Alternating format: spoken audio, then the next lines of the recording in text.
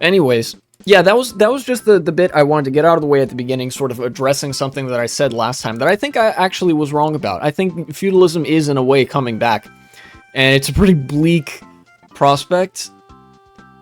Um, but you know, it is what it is. Life continues anyway. We survived feudalism. We'll survive this feudalism. We have a chance today because some stupid person thought it was a good idea to invest in the past. What? Oh, yeah. So now, the ideologies tier list. I actually had some thoughts about a couple of the ideologies on here, and I'm gonna bring them actually to the top of this little list right here, so I can talk about them right next to each other. First of all, agrarianism. I believe, I forget who it was, described what agrarianism is in basic terms last time. I am familiar with agrarian socialism, which I think is pretty cool because it involves socialism. However, just agrarianism, I actually don't like that much. I'm gonna put it here. It's hard to talk with Siri because she knows everything. Ah, I see. I'm gonna put agrarianism at the top of the just plain, like, bad tier. And hopefully there's gonna be more to pad out this tier, because I actually don't think it's as bad as the other forms of, like, neoliberalism on here. I don't think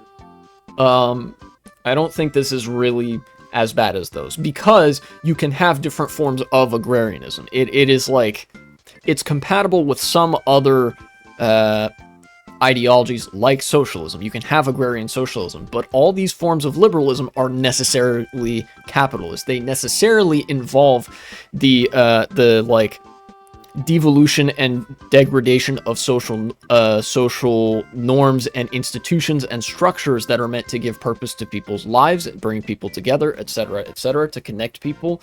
Liberalism is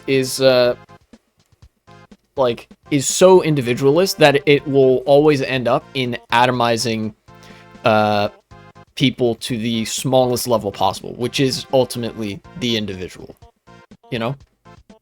Agrarianism doesn't necessarily entail that, but because agrarianism is focused so heavily on an agricultural and, you know, agrarian lifestyle, there are, I think, some antisocial elements to it. I think the ideological prioritization, there we go, of the farm life, of the small town life, comes at the expense of broader humanity and at the expense of human social development, because if you're in a small isolated environment, it is just that, small and isolated.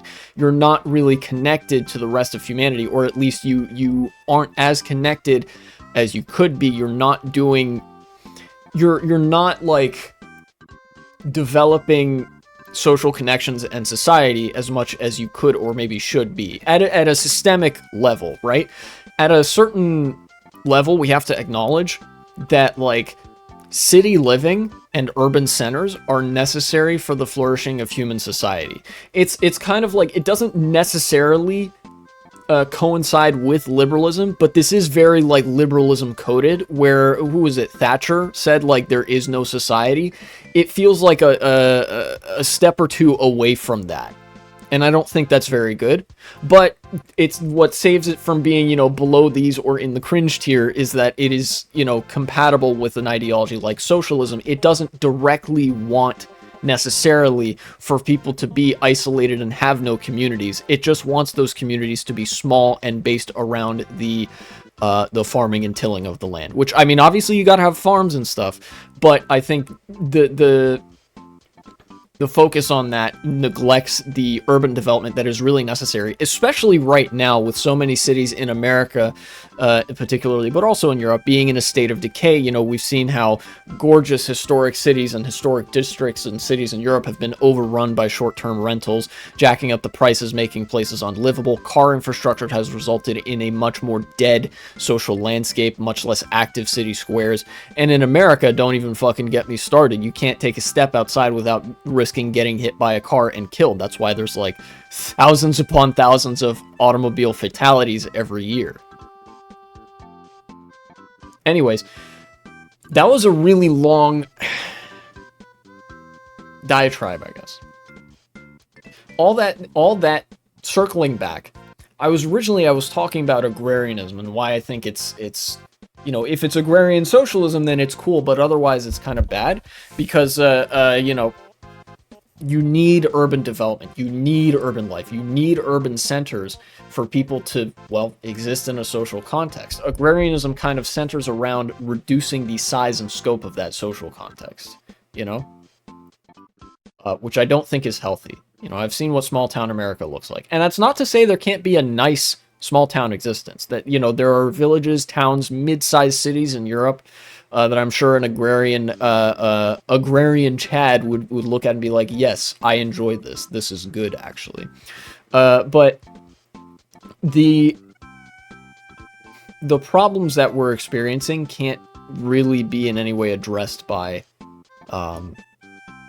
more atomization, if that makes sense.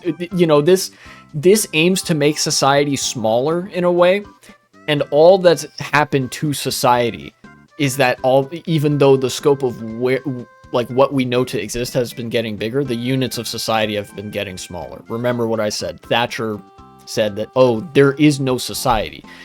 All of liberal ideology has been trying to reduce everything down to the level of an individual person. Things have been getting lonelier. The male loneliness epidemic, quote unquote, it's not just a male loneliness epidemic. Everybody is lonely. It is just the loneliness epidemic. I promise you, women and NBs and whoever else are also lonely. Hello, Editing Y2K here. This is just one part of a multi-part series of me ranking all the ideologies that I know enough about to comment on. It took place over the course of 2 live streams earlier in the year, and the other parts will be all available on a playlist if you're interested. Please check it out, and thank you for watching.